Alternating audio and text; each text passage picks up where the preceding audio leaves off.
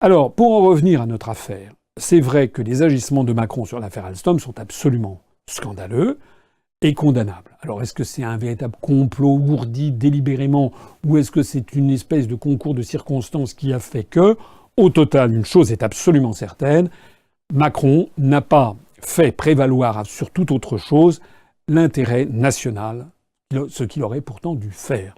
Et ça n'est d'ailleurs pas la seule fois, puisque depuis qu'il est à l'Élysée, il passe son temps à faire prévaloir d'autres intérêts que l'intérêt national.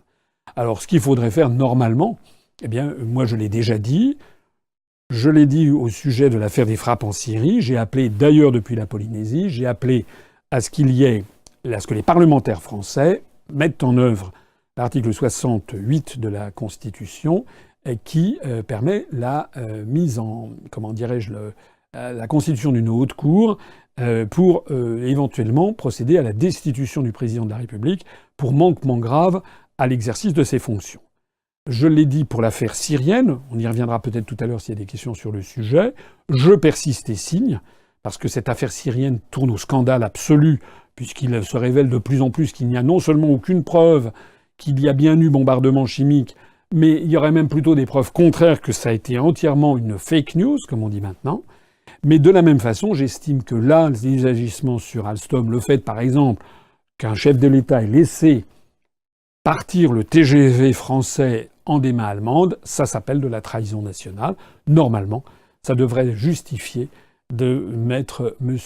Macron en haute cour, et puis la haute cour juge ensuite pour voir si effectivement le président peut ou doit être destitué. Elle peut aussi juger du contraire.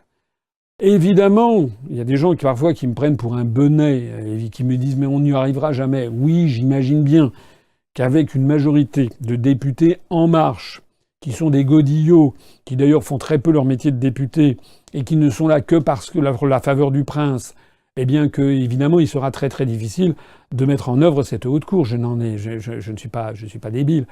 Mais l'important est quand même de le demander, l'important est de mettre les députés devant leurs responsabilités.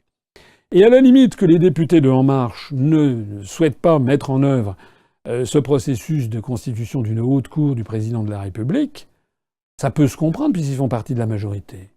En revanche, j'aimerais qu'on m'explique pourquoi les députés du Front National, pourquoi M. Dupont-Aignan, pourquoi les députés de la France Insoumise, les députés du Parti communiste français, les députés du Parti socialiste ne se sont pas emparés de cette idée que j'ai lancée, considérant que M. Macron avait violé le droit international public, violé la Constitution, mis gravement en cause la position de la France au niveau international, risqué le début d'un processus d'escalade pouvant conduire à une guerre planétaire, le tout sans demander l'autorisation du Parlement, et le tout fondé sur des rumeurs et aucune preuve tangible.